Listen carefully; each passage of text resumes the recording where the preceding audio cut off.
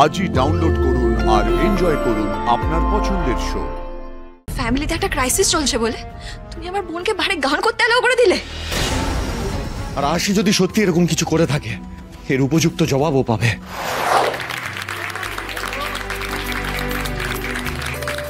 জানি টাকার দরকার, কিন্তু এরকম একটা পরিবেশে গান গিয়ে আমি মনে হয় মা সরস্বতীর অপমান করছি। রোজ রোজ এই পরিবেশটা আমার একদম ভালো লাগছে না। আজও যদি আবার আগের দিনের মতো কোনো ঘটনা ঘটে, কি করবো এবার আমি বজরংবলী? ফ্যামিলিতে একটা ক্রাইসিস চলছে বলে তুমি আমার বোনকে বাড়ি গান করতে এলাও করে দিলে। কাকুই প্লিজ রিল্যাক্স। এসব কি যাতা বলছো তুমি? যাতা বলছি না, যা দেখে এসছি সেটাই বলছি। দেখে এসছো? জানতাম তোমরা এই ধরনের কথা বিশ্বাস করবে না, তাই ভিডিও করে নিয়ে এসেছি। এই দেখো দেখো,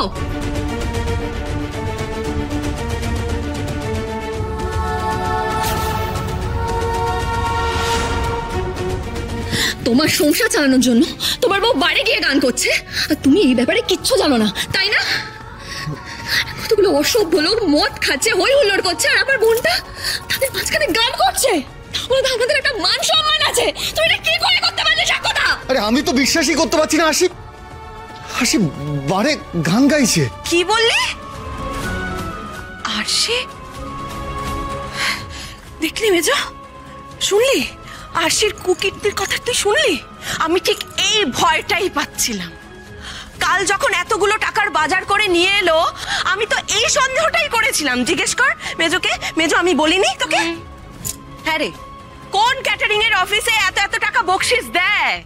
চ্যাটার্জি বাড়ির সবার মুখে চুনকালি মাখিয়ে ওই মেয়ে বাড়ি গিয়ে গান করছে আর এত এত টাকা রোজগার করছে, আর সেই টাকা দিয়ে আমরা নাকি খাচ্ছি। ছি ছি ছি ছি ছি ছি ছি। ভগবান ভগবান, এই দিনও আমাকে দেখতে হলো ঠাকুর। ছি। এটা তুমি ঠিক করলে না আশি। কি রে বাবলু, চুপ করে দাঁড়িয়ে আছিস যে? কিছু বল, বলবি না? আরে আমি কি বলবো? এরকম কিছু একটা হবে আমি নিজেই তো জানতাম না। আমি নিজের চোখে সবটা দেখতে চাই। নিজের চোখে না দেখে আমি কিচ্ছু বিশ্বাস করব না।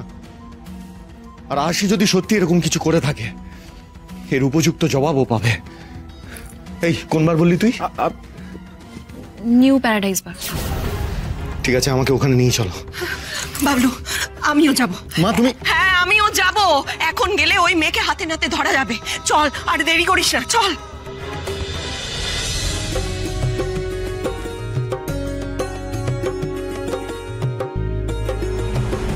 এসব কি? বারে এসে ঠাকুরের গান শুনবো নাকি? এইসব প্যানপ্যানে গান শোনার জন্য আমরা এখানে আসিনি টাকা দিয়ে। এসব তানপুরে মানপুরে হটাও यहाँ से। একদম চুপ করে বসো।